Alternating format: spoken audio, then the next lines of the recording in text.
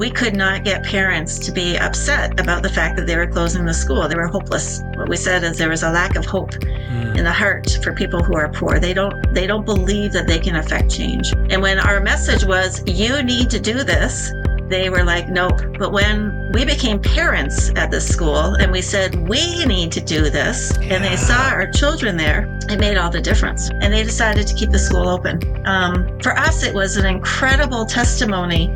And we really believe relocation is very important. You cannot work from a distance. You have to be one with them. Welcome, everybody. This is Simon Gilbert with Inspired. Great to be back for another fantastic week of encouragement. You know, the danger is we spend too much time in the 24/7 news cycle that just bombards us relentlessly with a distressing, depressing, negative, cynicism-inducing narrative, fear-inducing narrative, and that is soul destroying, and what we need is good news, which is why it's great to be this week with Renita Reed-Thomson. Welcome, Renita. Thank you so much. Good to be here with you. Yeah, so thrilled to have you. You're in the States right now, although you do a lot of traveling around the world. Renita, we have overlapped in terms of our work in Burundi. She's the president at Discipling Marketplace Leaders. She's got a fantastic story. I don't really want to say anything else right now, and just want to crack on with it. So come on, Renita, let's go for it. So let's start way back. I don't know how much of your childhood you want to share, but what shaped you as a person? Yeah, well, that's a good question. So my parents are both immigrants from the Netherlands to Canada. My mom, after Second World War, my mom came over when she was 12 with her family. My father was 18. They were looking for pastors in Canada, and they were going to provide schooling. So he went to Canada, and they met here in Canada. And so I am a first generation Canadian. I'm the youngest of 5 children, and my father, as a pastor, we moved across Canada every 4 years or so. So I grew up knowing, of course, the inside work of the church, as well as how to not hold on to places very tightly, to be willing to pick up and move.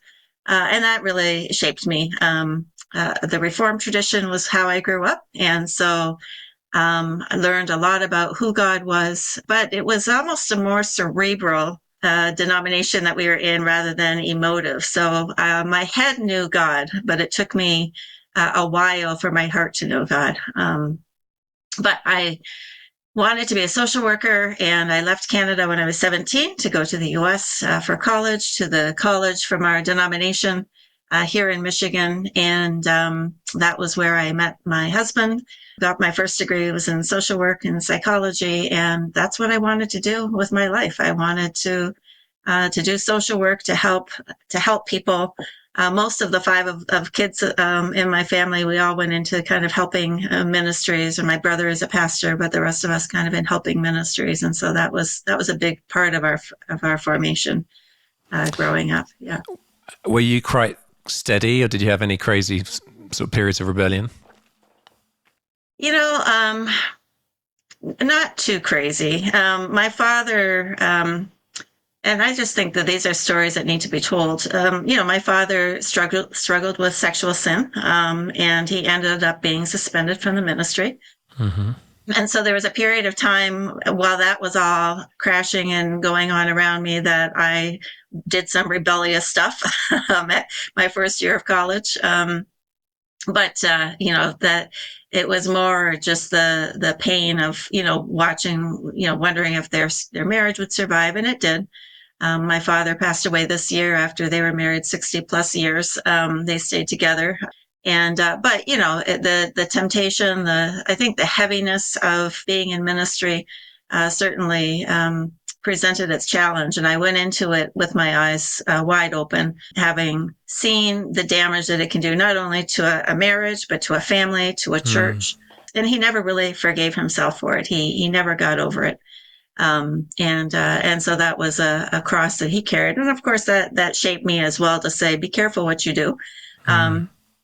You can get forgiveness, but it doesn't mean that, that's not going to have those ripples that will last the rest, and become part of your legacy. So today, I'm telling that story about him instead of some of the great stories about him. It just becomes part of your legacy. So we have to be very careful how we live our lives and what we choose to do, even in those times of darkness and depression and frustration. So a little bit of smoking, a little bit of drinking, a little bit of dancing. First year of college, I had a lot of fun, and then I got serious and got to work and finished my degree in 3.5 years and continued on from there. So, Did you think that you'd ever end up in Africa as a missionary? not at all. Didn't cross my mind, had no thought of it. So many missionaries that I talked to were like, I knew I wanted to be a missionary as a child, and I knew I wanted to go to Africa. Not a clue. So my husband, who is now my late husband, my first husband, Bob Reed, died in 2010 when we lived in Ghana. And then I remarried. My husband now is Michael. So, but my late husband, I met him at Calvin and at Calvin College or Calvin University. He was a psychotherapist as well. He was teaching in the psychology department. And we, at the time, and when we got married, we were attending a church in what was called the inner city here. It was very committed to racial reconciliation. It was in the very poor part of the city. And after worshiping and loving the worship and the fellowship and the commitment to being diverse, we felt like God was telling us to move into that community. And so we said, that's okay, God, we'll just find another church. You want us to move there? If we keep worshiping, we'll look elsewhere. And of course, God laughed at that. And after we searched for a year to find another church, we finally realized that what God was serious. He wasn't giving us an, if you want to worship here, you have to move here. He was saying, move here. So when our kids were 4 and 2, we moved into a neighborhood right down the street from our church, a very high crime, 3 drug houses, a house of prostitution, bootlegging house. We moved in. We were the only white family. Only our kids were 4 and 2 when we moved in. And I was at that time a deacon with my church, and we were trying to figure out what does it mean to do church with the community instead of to the community. Most churches do their benevolence and their programs, and they make a decision about what the community needs. But as a social worker, I really believed in something called asset-based community development, that God is already at work. His people are already there, and we need to identify them and join what God is already doing. Yeah. So we started an organization there. My husband continued to work at Calvin at the university. And one of the things that we felt like God was calling us to do was to send our children to the local government school, the public school. And this was a school that ended up being slated for closing because it was considered a failing school. 100% of the children were in poverty. 50% were Latino, Spanish speakers. It was a Spanish language school. The other 50% were mostly children from the community. But because my husband worked at a Christian university, they had a policy that faculty have to send their children to a Christian school. Right. So we applied for an exception to say, hey, we're living in this community. We want to be one with our neighbors. We want to send our children to this failing, closing public school. And they said, nope, you can't do that. And your husband is faculty.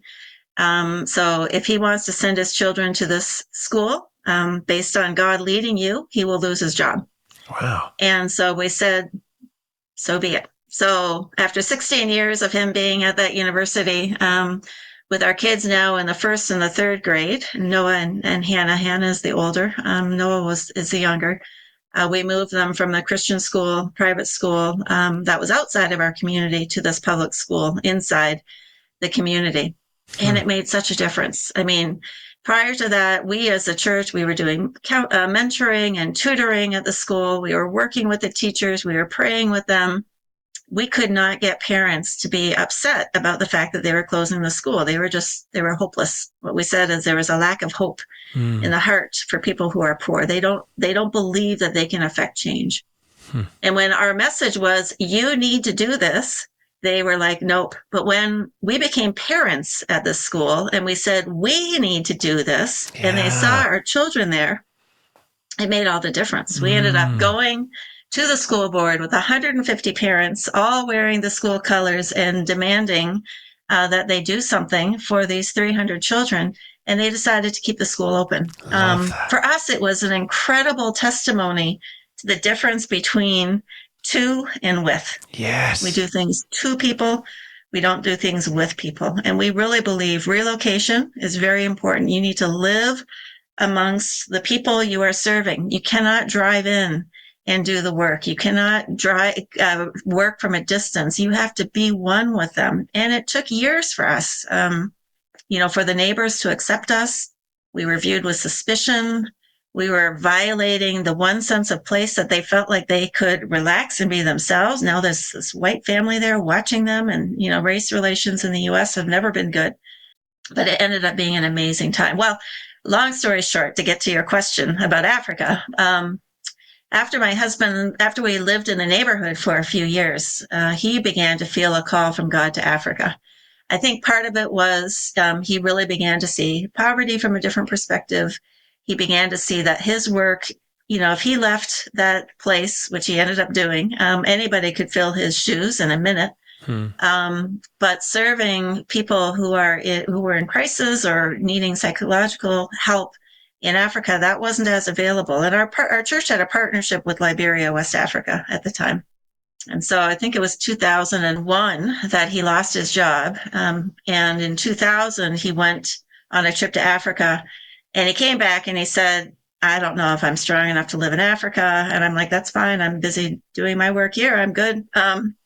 2004, he brought it up again. And at that time, I was ready to turn over the organization that we had started to community leadership.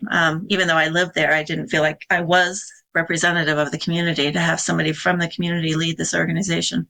And so in 2004, we went to Liberia, we visited, and very quickly realized God was calling us there. So for my husband, the only psychiatrist in the country died just before we got there in 2004. 15 years of civil war, the PTSD, all of the challenges in that country were immense. Nobody was doing anything. At that time, the brain drain had been huge in Liberia. And so he realized very quickly that God was calling him to this. I didn't know what I was going to do. But some business people found out that I was going there. And then they came to me and said, hey, we know you're good at community development. We know that you're good at organizational development. Can you help rebuild business in Liberia? I'm like, I'm a social worker. What? I don't know anything about business. So they sent me to a training for women called Minding Your Own Business, and realized that business is very much second nature. My father actually taught me a lot about budgeting, having gone through the Second World War. He was very tight, very careful with money. And I just also learned, organizational structures from my parents and in the organization I was running. And so I went through the course. They gave me permission to use it. And we moved to Liberia. Our kids were 10 and 12. And we had no idea what we were getting into at all. Yeah. There was nobody there in the country that was part of our organization. So we were on our own. But it was amazing. Just paint a picture. Paint a picture, because you say there's no electricity, there's no running water in the whole country. I mean, 15 years civil war. Go on. What was it like? Well, just imagine. I mean, the first thing that you do in a war is you take out the infrastructure. So, no electricity in the whole country, no running water, no road. I mean, bombs and everything else, destroying the roads, no road repair. The potholes were so big you would lose a car in it. It's like you don't even know that there's a car in there. Did you have the blessing of your parents, both sets of parents? Because, one thing I had in Burundi, which was when I went out there, the most dangerous country in the world, and I was single actually, which wasn't like you with your husband and kids, but it was so good to have parental endorsement and blessing. Lots of people saying you're nuts, but actually were your closest endorsing you? My parents and my family was. Bob's family was not Christian. So he became a Christian later in life, didn't grow up in a Christian home. His parents didn't say too much. Of course, after he died, and he died in Ghana, some of their worst fears, of course, were confirmed. And so that made it a little bit more problematic as well. But yeah, they thought that when we moved into the inner city, and then when we pulled our kids out of a good school and put them into a failing school, I mean, we had been doing some crazy things already by that point. But I'll never forget the first time, when we left for Liberia the first time, it was like 2 a.m, some crazy time. And there was like 40 people seeing us off because they all thought they'd never see us again. And that was going to be it. And, there's so much fear. And then, how it is. I'm sure you had that too, that you come back and you go, and after a while you're down to begging people for a ride to the airport because they're like, oh, you'll be back. So, yeah, so the church was very much supportive. My family was, and yeah, not his family so much. So, but yeah, it was tough. They had just disarmed all the ex-combatants, and there was no work.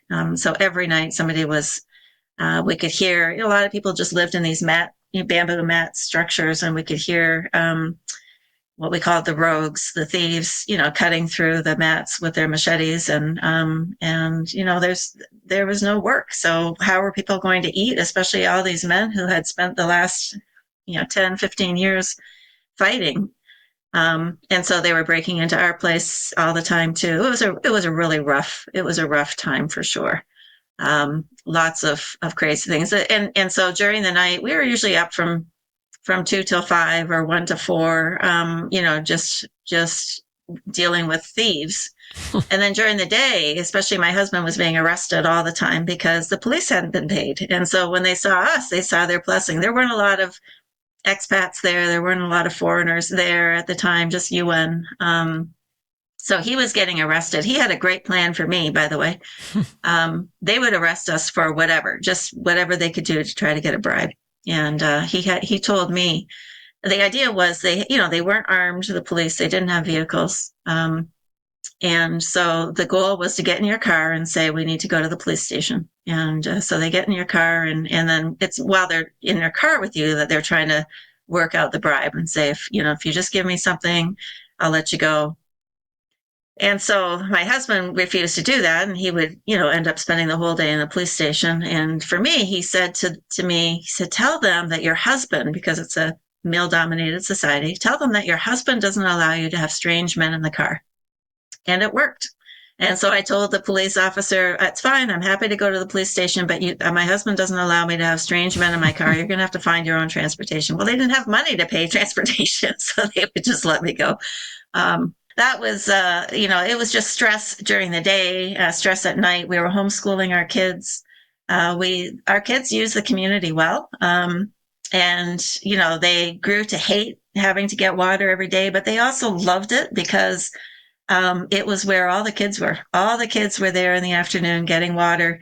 And there was so much playfulness and fun. And, when we first moved there, I couldn't get my daughter out of her bedroom. Then I couldn't get her out of the house. And then once she got out of the yard, then I couldn't get her back in. She just loved it so much.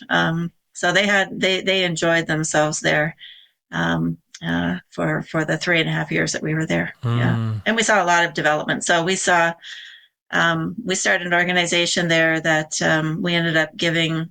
By the time I left, we had 30 staff in 6 different counties. We had given $1 million in loans. And one of the things that really convicted me in Liberia was that, it was just orphanage after orphanage after orphanage. And I just found out that so many of the children in these orphanages were family members of the orphanage director.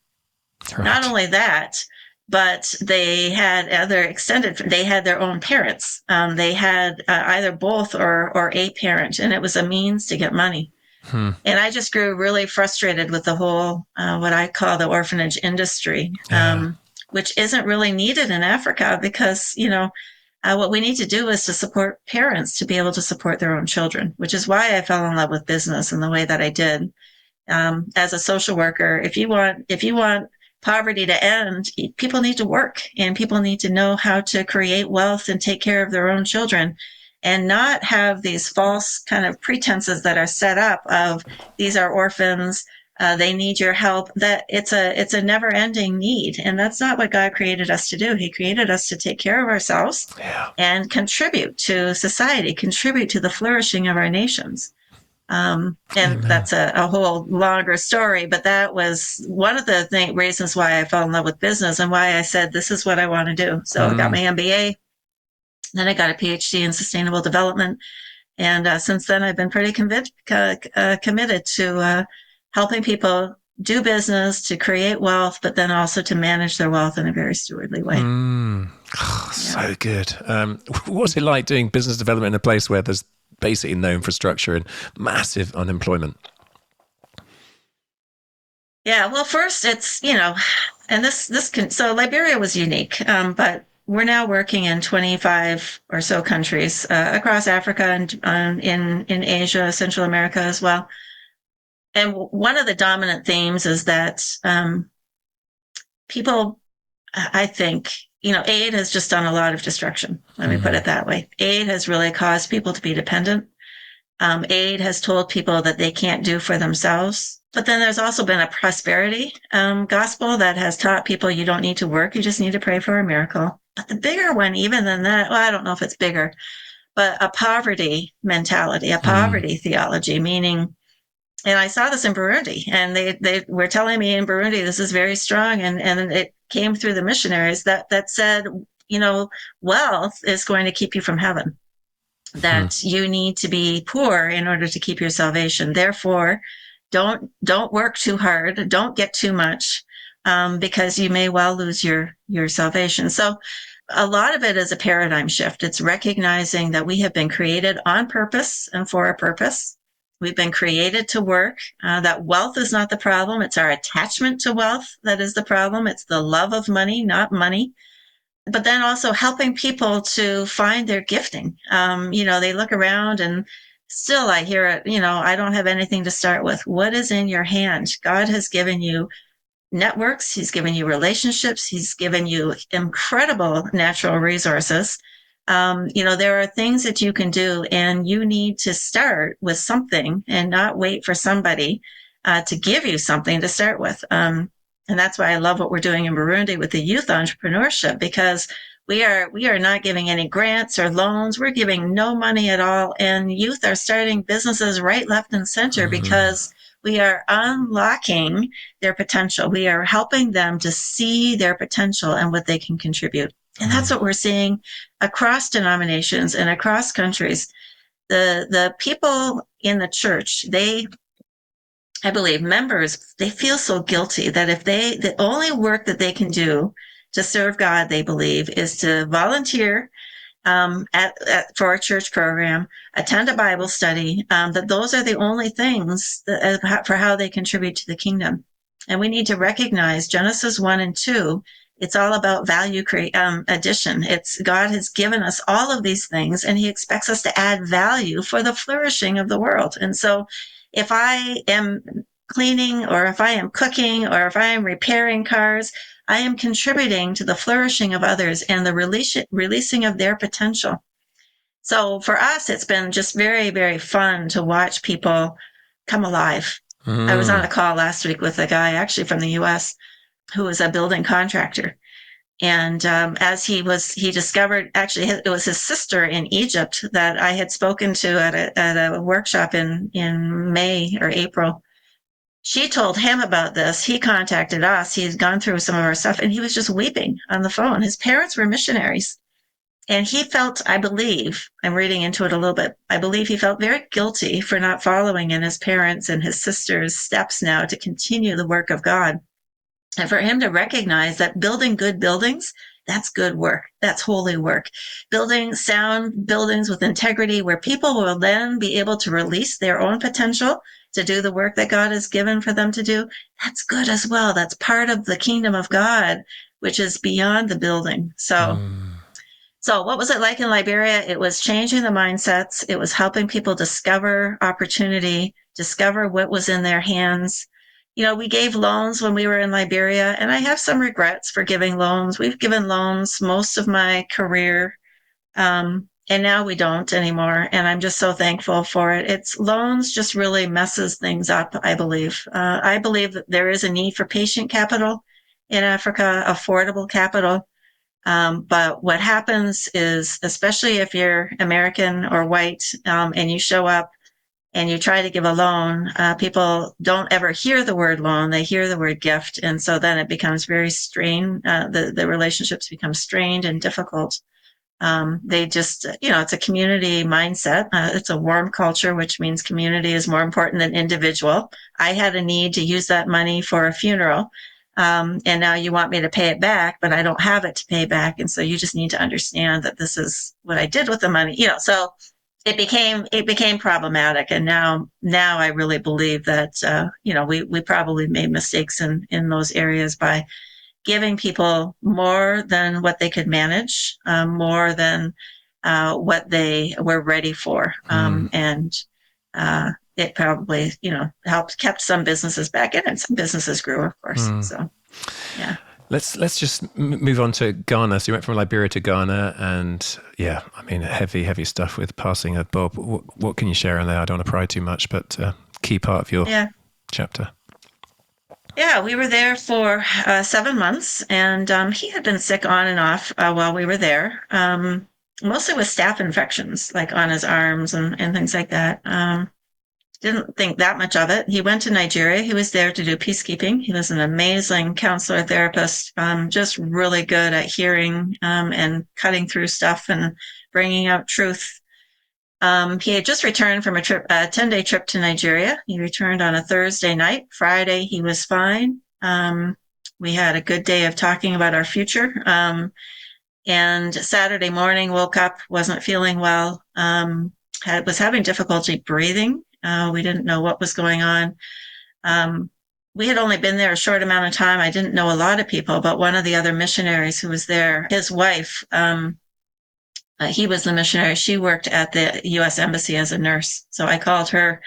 She told us where to go. And on the way there, I remember Bob pulled down the mirror, looked at himself, and he said, "This is what I'm going to look like when I'm dead." And I looked over at him, and his lips were blue. And I realized at that time, this is more emergency than I had realized. So I called my friend again, and she said, "Put your lights on and go to this hospital." And so we flew there, drove there as quick as we could. And again, I feel like I made a bit of a mistake. I went in the emergency room. They were asking what was going on, and I just said, "I don't know. I feel like his breathing wasn't good." And I asked them, can a staph infection move into your lungs? And because that's what I had been talking to the nurse about, is that possible that this was staph somehow that moved into his lungs? And they came back not knowing that none of their machines were working that day. They didn't tell me that.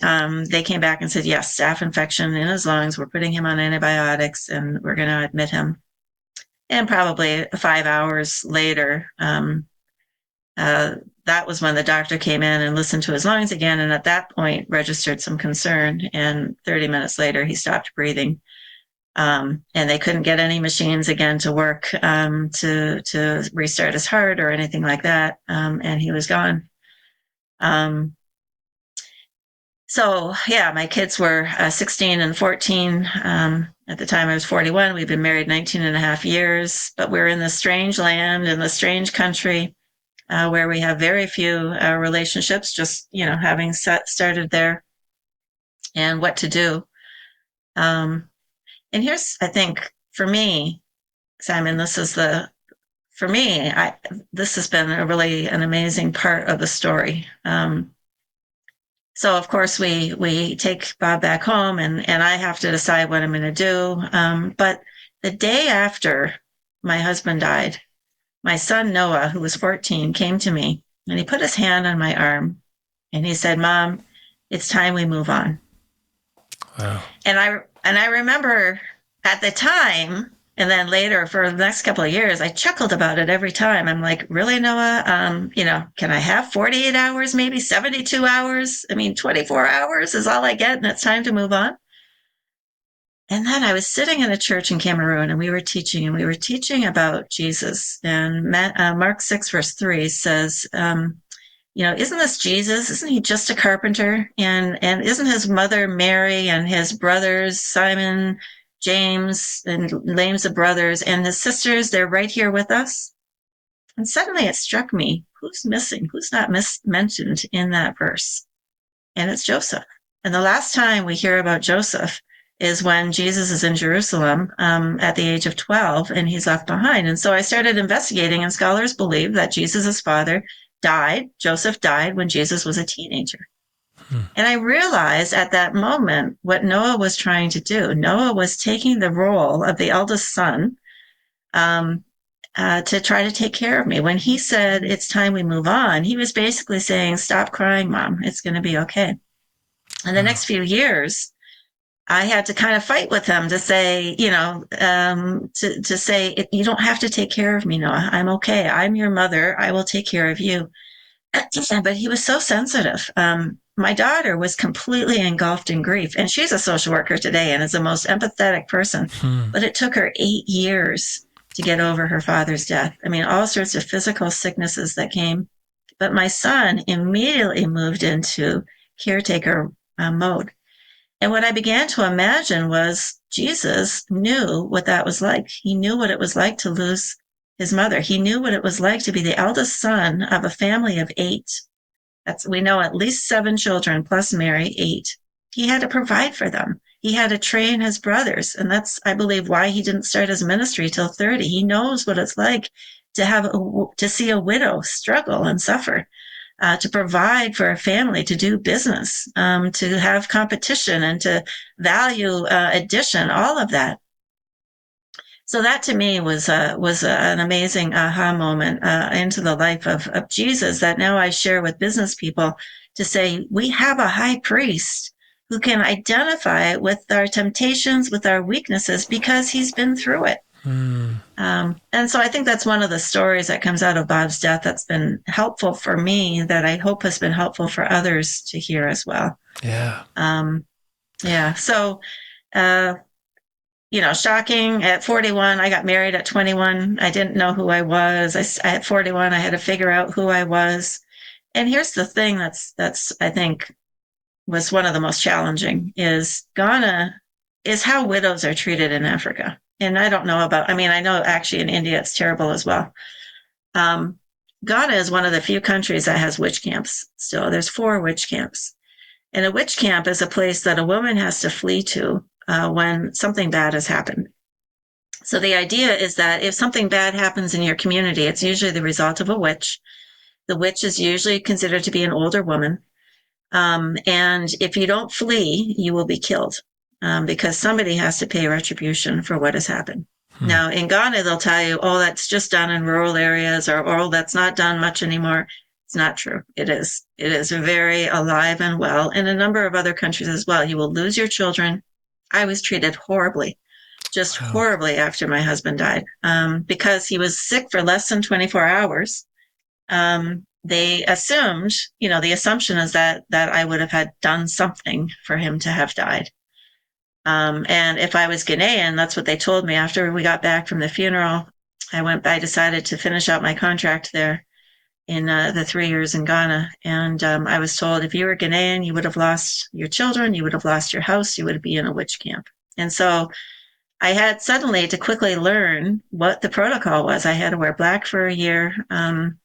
All sorts of things that you have to do to show.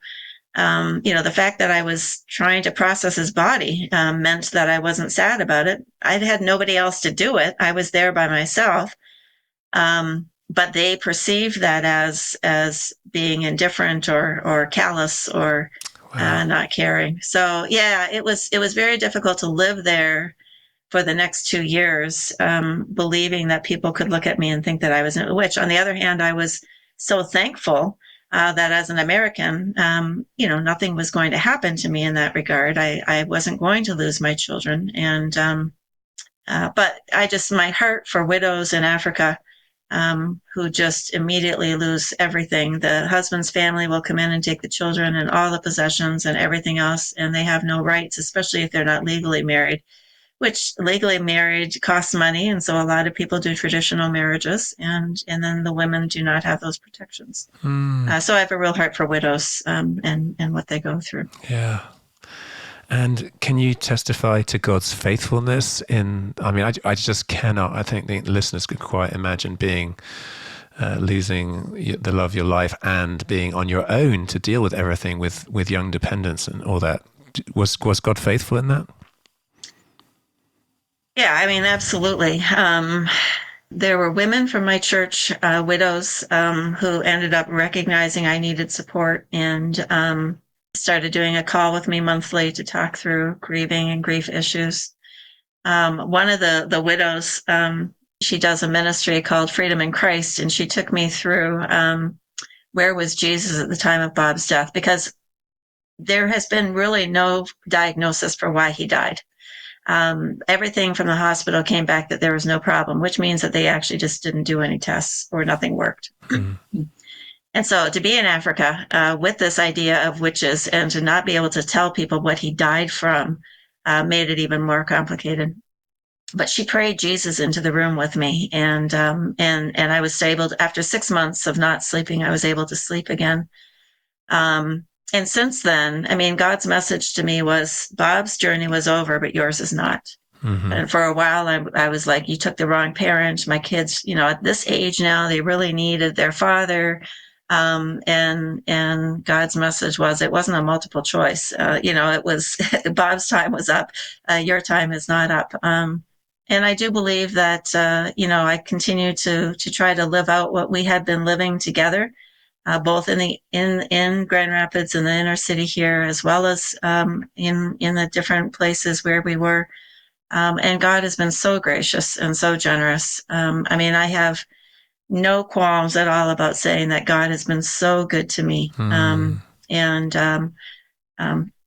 the journey for my kids is different, and the struggle is there for them.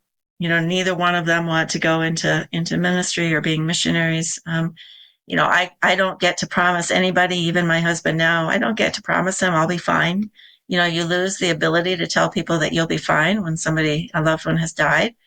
But I do get to say there's no better place to be than where God has called you to be. He doesn't promise safety, but he does promise to be faithful. And he has, and he continues to, I get to continue to join him in his work. And that has been the most exciting thing in my life, to really feel like, I'm not just doing my thing. I'm joining him in what he is doing. And that's been the message that he's given to us from the beginning, Bob and I, when we moved into the community. What is God doing and how can you join him? Not, what is my call? Not what is, God want me to do? I'm a little piece of what he is doing. And at some point we'll be reunited again in heaven. I believe I'll see my husband again, and we'll have a good conversation about, what happened after. I still call on him every now and then to say, you better, you need to speak to your son. You need to have a word with your daughter or talk to God on their behalf. But God has been very close to me. And of course, knowing, I think for me, identifying with Mary losing her husband, Jesus losing his father has been very helpful as well for me to say, even Jesus, he could have raised Joseph from the dead. He didn't. There was part of that process for him of grieving and losing and continuing on with the work as well. Yeah. Well, your children grow up, they go to university. 2013, you move to Kenya and you start what is now discipling marketplace leaders. And I'm sure you could not possibly have imagined what it would grow into. But go on, share us that journey. It's so beautiful. Yeah. So after doing 7 years of business development directly with businesses, somebody said to me, and I think it's funny that I don't know who it was because it probably was God in some form. Somebody said to me, be careful you're not fattening people's bellies on their way to hell. And that was, for me, that stopped me in my tracks. I was helping people to grow wealth, to get out of poverty. And by the way, the church is very comfortable with poverty alleviation, but we're very uncomfortable with wealth creation. Well, the way to alleviate poverty is by creating wealth. But when you create wealth and there's no discipleship, very quickly, we can forget about God. So in North America, I know that as we've grown in wealth, we have forgot about God. We don't need God anymore. We're not dependent on him. And I think one of the beautiful things about poverty if you can say that, is that people know how to depend on God. The relationship is rich and real and tangible. You can touch it almost.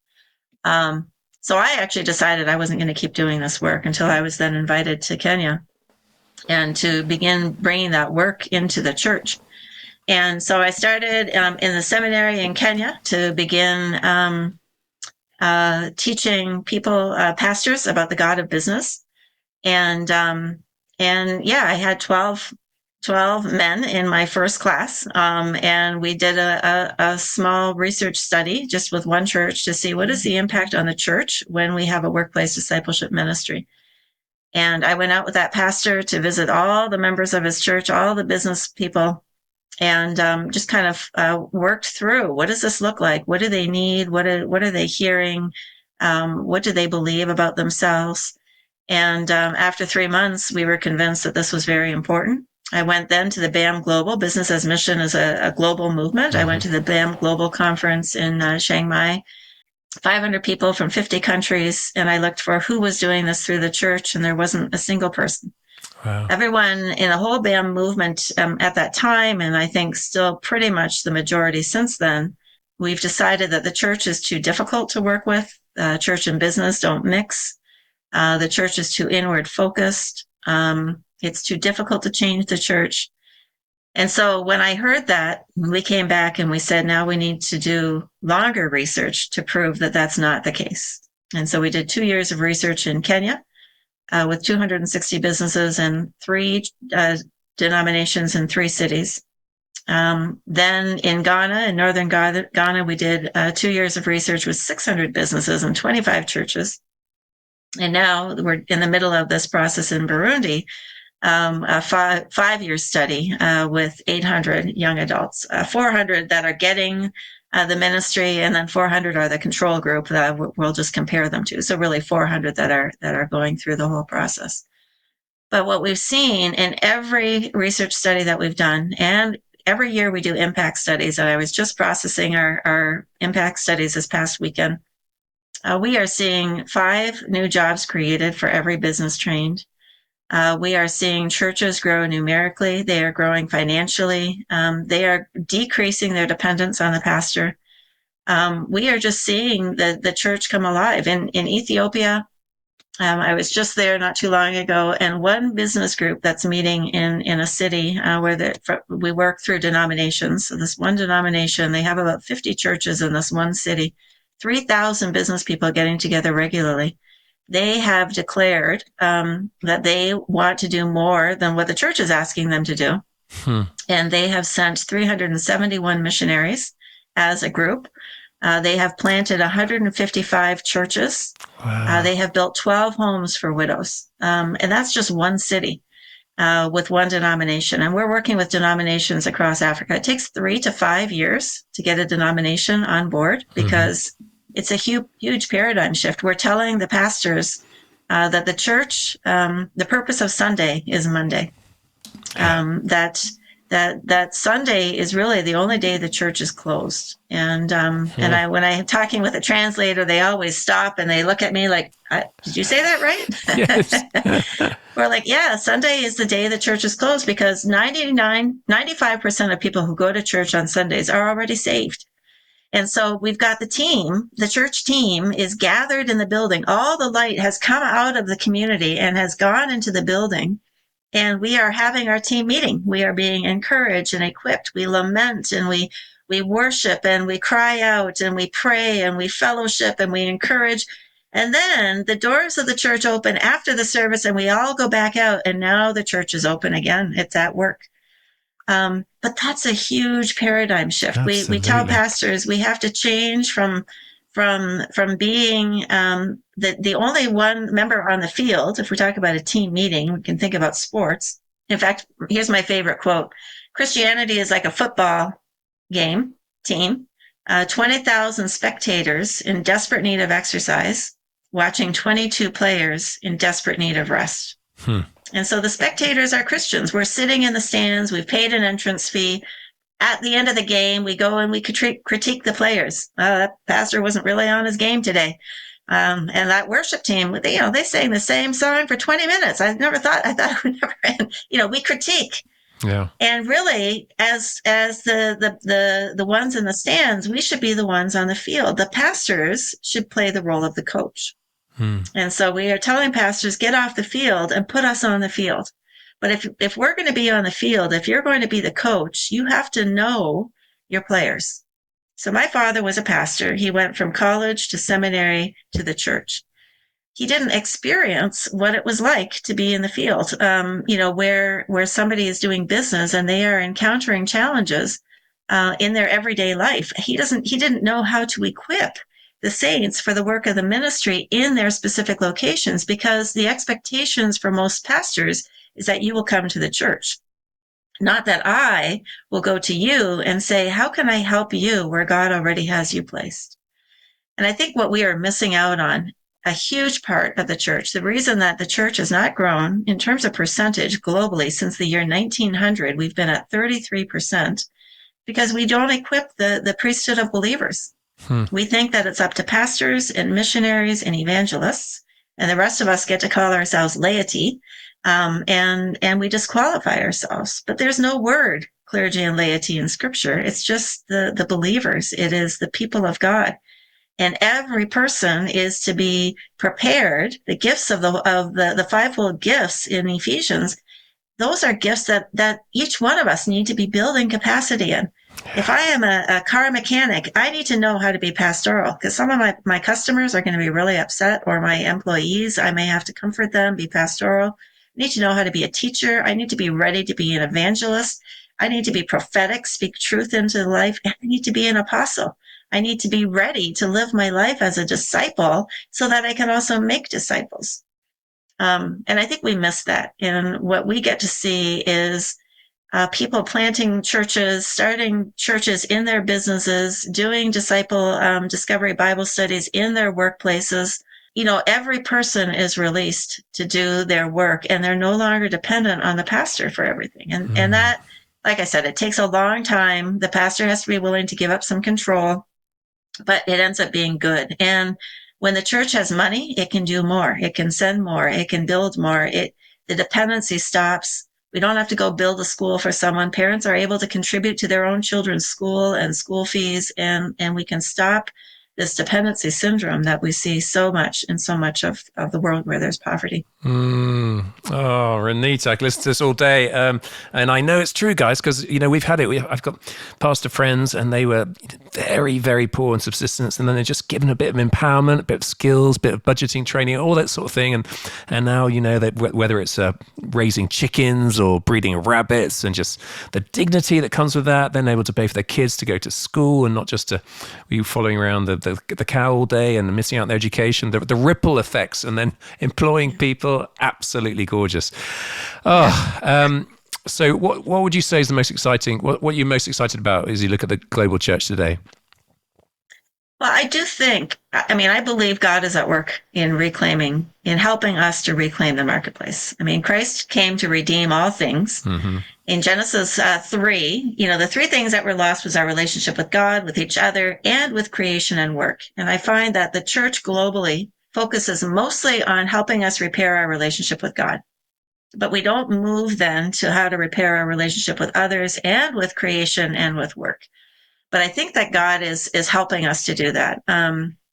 Last year, Lausanne had their fourth Congress. Lausanne was started by Billy Graham, and it's the global movement of churches to talk about social issues. And 50% of the time was spent on the workplace. And even though the movement continues to not embrace the church and equipping the church, I think we're seeing that attention grow for every believer and in every workplace. And I believe that if the Great Commission is going to be fulfilled, it's going to be fulfilled in that way. So that, I think, is very exciting. We still have a long way to go. We need to be intentional about helping pastors to understand the God of business, Old and New Testament, that every person in Scripture worked. Even the Levites were farmers. that was the norm. The norm was not that you have a professional pastorate who are paid and they are the ones directing what the church does, but that every person was, as they were scattered, as they went about their business, they did their work as a good and holy thing, and they also were able to make disciples. So that to me is exciting. My fear in the same time as I'm excited about it is, what do you do with a movement? A movement tends to move towards institutionalization. Hmm. And so we believe that we are part of this movement and we are trying to institutionalize it so that it won't get forgotten again. I mean, John Calvin and Martin Luther, they talked about work as a good thing, but it didn't last. The church continues to try to retreat into itself, and become self-serving. And so we believe that the way that you do that is to then, we challenge every denomination to have a workplace discipleship ministry department. Just like you're serving youth and women and men and children, you need to serve the workplace. But whether that's the right approach, that's what we're seeing happen, and people are doing that. And we give them tools every month, what they can be doing. And there's so much great material out there now, just thousands of books and Bible studies for the workplace. It's really exciting. But we need to this needs to get grounded somewhere, because otherwise 50 years from now, the church will have moved on to the next crisis, the next challenge. Our goal, and that's why we work very closely with the church planting movement, is that every healthy church that's planted, we consider it to be healthy when it's doing whole life discipleship, not just me and God, which it's great. If it's me and God, I'm going to heaven. I don't know about the rest of you. Hmm. But it has to move from that. It has to move from the milk to the solid food, which is being transformational in your community, transformational every person, by doing their work with excellence and integrity, and so on. So it's exciting. At the same time, it's like holding your breath, going, okay, are we helping? Are we hindering the process? God, continue to direct us. Our board is very intentional about listening to God, and we don't Hmm. have an agenda for what country we're going to go to. Where is God working and how do we join him? But, you know, good intentions go awry very, very quickly. So we hold the moment, with joy, but also with passion and concern for how do we help, how do we join God to make it last longer than it has in the past? Hmm. So we're running out of time, but both of us have lived 20 odd years in Africa. I've Mm. given a talk before on the biggest lessons I've learned from that time. I'm interested in what you would answer to that. What are the biggest lessons you learned from your 2 decades of living and working in Africa? Mm. I I prefer to live in Africa than in the U.S. Me I'm too. here now because I'm remarried and my husband has a job here. Um, what the thing I love about Africa is it gives you perspective. Hmm. I feel I say this, and I don't know that I'm often very good at explaining it, but I feel like life is very real there. It's very palpable. It's in your face. People live life out in the open. In the U.S., you don't see people because they drive in their garage, close the door behind them, and you don't see them. You don't get to know your neighbors. There's no sense of community. Community is so strong in Africa, and I find that to be beautiful and good. At the same time, it also has its challenges. Learning about a warm culture versus a cold culture where community is more important than individual. That is very good for learning to love your neighbor, giving Hmm. time and talent and treasure. I've taught budgeting for so many years, and I find when I look at people's budgets, sometimes they're giving 50% of their income to extended family and other members of the family that their children that they're supporting and raising, and very generous. But the flip side of that is, they're giving under compulsion, not necessarily because they are cheerful givers. But if they don't give, they will be called wicked or evil or selfish, or they'll be cut off from their family. So I think, the greatest thing, I feel like people in Africa are more content than they are in North America. I think here we are optioned to death. If our children are not in sports and an instrument and a second language, and, we have to do all these things. And so the kids are frenetic and going crazy with options. Whereas I find that, in general, when you don't have all those options, you can learn to actually be more content, to listen to God, to hear from God. Those are some of the biggest lessons. I mean, I learned and my kids learned electricity and running water are not that important. You can learn to live, you can make your adjustments. Yeah, stuff takes more time, but fellowship and community are very important. So those are some things that I've learned. I do think Africa is Christendom, where Christendom is. In North America, we are post-Christian. Probably you would say the same for the UK. Africa is Christendom. There are inherent dangers there as well. I mean, there's a church, so many churches already, and they're in danger of it becoming a cultural tradition as opposed to a true relationship with God. Which is why I love working in Asia, where almost everyone you meet, they're like, I'm a first generation Christian, and they are so willing to sacrifice their life, their job, whatever, to help other people know. So you watch these cycles go, and yeah, it's nice to be in Christendom in Africa, where you can speak freely about Christ and about faith without any fear. And that's not the case in North America or in Asia, and yet these all continue to cycle through. So, yeah, that's good.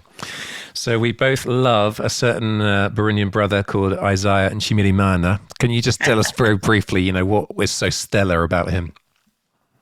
Yeah, so we work with UCCD in Burundi as well, and Isaiah is just a very humble man of God. He is committed to Burundi, to seeing it develop and flourish.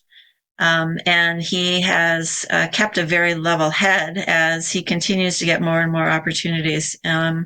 He is very capable at building capacity. His team, I think, is amazing. He develops and delegates and doesn't have the big man syndrome that many people end up having especially when they have some success. But he's so passionate about addressing holistic discipleship, and seeing what is good for his community, not what is good for the ministry, not what is good for him. And I find that he is a rare leader in that he has very open hands. I mean, he introduced us. He's a lot of people keep people that they know separate. You don't always know who people are working with, but Isaiah has said, "Hey, let's all get on the same page and figure out how to work together to solve challenges." And that's very unique and unusual, I think. But he's committed to being silent before the Lord, to listening. And again, as people get busy and as success grows, those are challenging things to do. And I love that about Isaiah, that he's not going to lose having the ear of God. He's not going to lose his relationship with God in the effort to serve God. And I think that makes him unique and very special. So we love what he's doing, and that we get to play a part in some way by working with the youth or working with denominations there to help build a workplace department. We know that that's one small part of a big puzzle, and we're just thankful for all the different players that are playing their part in that as well. Well, so good. Thank you to you guys as well. Yeah, well, it's great. We're all on the same team. Hi, my name is Isaiah, and I lead UCCD in Burundi. We are working together with Simon and Dr. Renita, and we are seeing so much impact as we are bringing the message of hope in this hopeless community.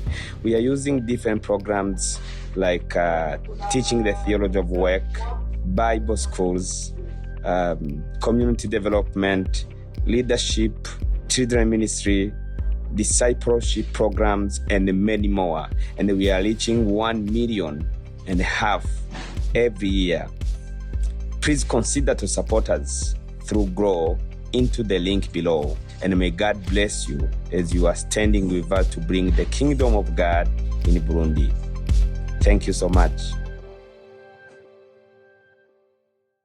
And hey, listen, yes. I'm just going to give you a last parting shot. Is there anything that you hadn't shared? I mean, you shared so much meat already, and I want to re-listen to this several times because it's challenging to, I think a lot of us, our paradigms, a paradigm shift. But any last words you got for us? Go for it. It's just the opportunity for us to recognize, understand that we were created on purpose and for purpose, to not live a life of guilt, of woulda, coulda, shoulda, to embrace where God has me this day, and to view it as if he put me here. Whatever it is I'm doing today, this is my opportunity to worship him. In the work that I do, we teach a lot about work as worship, and we've reduced worship to just the songs we sing on Sunday, but God deserves so much more worship. And so for myself, when I look at my calendar, and it's like, this is what I get to do today to worship God. And my encouragement for every listener is to recognize, to just own that, regardless how you got the job or the work, and whether you like it or not, whether you like your boss or not, today you're doing it as an act of worship for the Lord. And God can work with you when you do that, and he will work in you and through you, and you will be blessed, and you will be a blessing to others. And so that's just the encouragement that we don't need to point and look at missionaries or look at, we need to identify new heroes in the church. I think that's part of my message, new heroes, not those necessarily who lose their husbands out on the field, or deal with no running water or electricity, but those who go to a workplace where it's miserable, and they do it as an act of worship, and they are an example to others of doing their work with joy. That would be my last comment, I think. But Thank you for this time. Appreciate it. Well, listen, we're going to put Discipling Marketplace Leaders, their details in the blurb. Listen, folks, I mean, Renita, she's grown this thing to 25 countries and tens of thousands of people being impacted. It's so beautiful, so exciting. If any of you wanted to back her, it's very lean operation, but it does need running. So I'd love it if people I know some people be listening, this is so good, I want to back it. So do get in touch with her directly. Renita Reed-Thomson, thanks for your time. God bless you, sister. Cheering you on. Thank you so much, Simon. Appreciate it. And God bless you as you continue to get these messages out. We need the inspiration right now. Wonderful. Woo. Guys, please give us a great review on Spotify, iTunes. Gossip this podcast to friends who you know will benefit from it. I want to thank Adam Thomas Steer for the editing. Might send him for the mixing. Next week, another fantastic guest. Very different journey. They're all so different. They're all so beautiful. But in the meantime, have a good week. God bless you. And toodaloo.